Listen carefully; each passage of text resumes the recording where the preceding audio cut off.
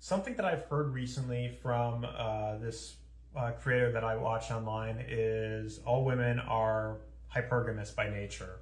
Now, whether you believe that to be true or actually not, whether you're a guy or a gal watching this video, I believe that, like I heard someone else mention that women treat men how men treat jobs, and where you're always looking for that next high-paying position. So I believe that, whether you're a guy or gal watching this video, I believe that the biggest mistake that workers make in general is being too loyal to a company, right? No matter how many work promotions you get, no matter, no matter how many raises you get or pats on the back or whatever, it almost never pays off nowadays, unfortunately, right? Most people that I know that work 40 hours a week, they're still barely able to pay their bills on time, and that's if they manage to live comfortably on their own.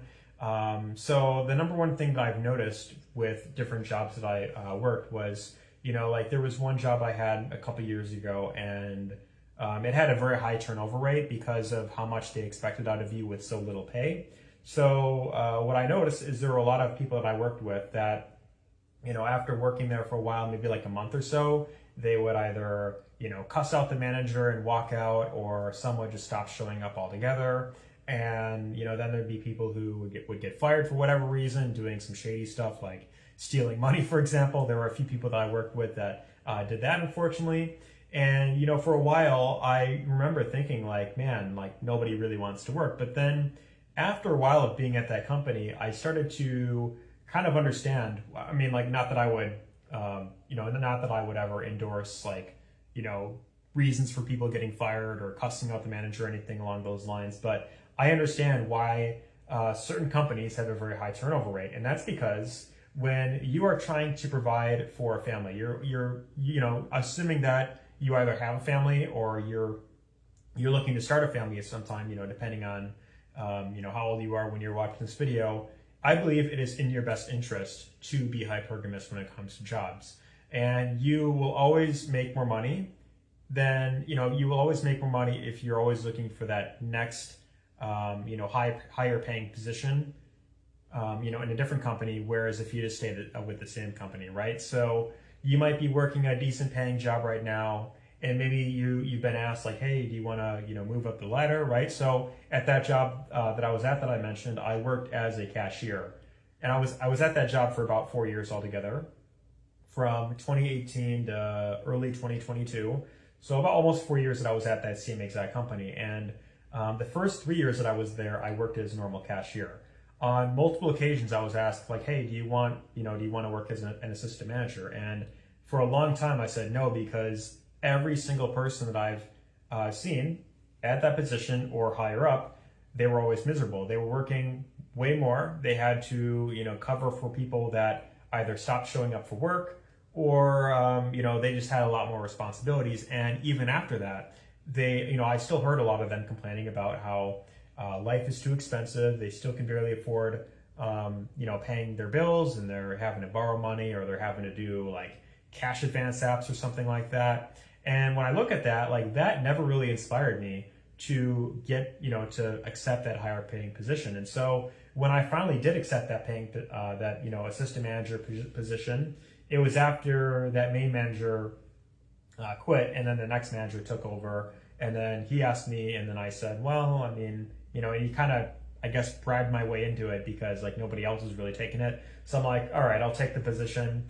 I started working there, and that just led to more stress, as I was expecting. So I had to, show up more often for, just on the fly. I was on, what's the term where it's on standby, where you have an off day, but then you'll get called into work, and then you can't say no to it, otherwise they're going to fire you, basically. So there were a lot more occasions of that happening, where someone didn't show up, or they left work early because they stormed out of the building, and then I would have to go in and then work extra hours. And there was one day in particular that really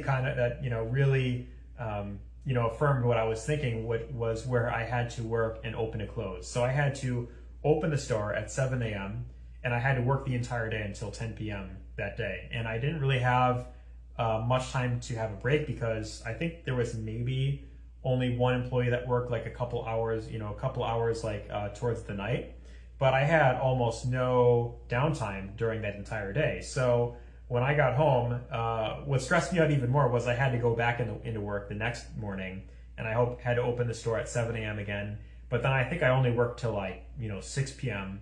on that night. And then when I got home that day, my manager calls me like 30 minutes after I got home, and at that point I just wanted to relax. Like I wanted to just, I just wanted to, rest a bit. But he texted me saying like, hey, can you come back to work and, close the store again? And I don't remember what he mentioned, but I think the other manager wasn't available for whatever reason. And I said no, because I'm like, I already work, full open and close or whatever. So then he ended up having to go back into, work and close the store.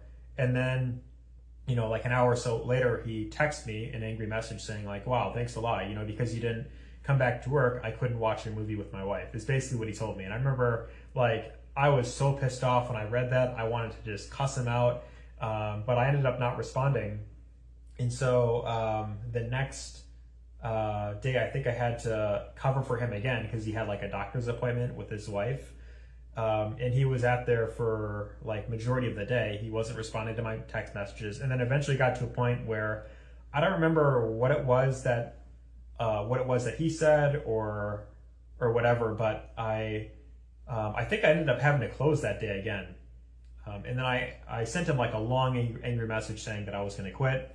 And then eventually he, after sending that, he understood where I was coming from, and then he gave me a couple days off after that. So I ended up staying at that company. But at that point, I realized that climbing the corporate ladder never really makes that much of a difference. Sure, you're getting paid a couple extra dollars per hour more, but ultimately the best thing that you can do if you want to live, if you want to have more spending power is you always have to be looking for that next company that's going to pay you a bit more money. Or the number one thing that I recommend is have some sort of online income that you're building up, whether that's an online business or you're investing into, cryptocurrency or silver. These are really things that will eventually free you from having to work, constantly your entire life basically. And so when I look at even older folks that spent, their entire lives working, and I see people that are in their 60s or 70s, which they should be enjoying their lives at that point, they're still stuck working these normal jobs because the money that they're getting from retirement or whatever isn't enough to live comfortably on their own because of how high the cost of living is. So ultimately the number one superpower that you have as a young person right now is to always be finding ways to make money outside of the traditional 9 to 5. If not that, if maybe you think that online income is a scam, then at the very least, always be switching positions. And I know a lot of, hiring managers, they're going to look down on you for that. But I mean, if you're trying to provide for your family, then that is really the best thing that you can be doing. Otherwise, there's the option of going into a trade or, starting an online business. But that is really the best mindset to have if you want to avoid being the loyal worker that ends up having to pick up the pieces for people who are, they're a lot smarter and they walk out of the company and then end up getting higher paying positions. So that's one of the things that I noticed about people who, left work or stormed out. They usually end up getting hired somewhere else, and then they're typically making more money than the loyal workers. So that's what I've just noticed, and I wanted to talk about that here. So let me know your thoughts down below if you agree or disagree with this message, or if there's anything that you want to add. Share your honest feedback down below. Give us a thumbs up and take care. See you in the next one.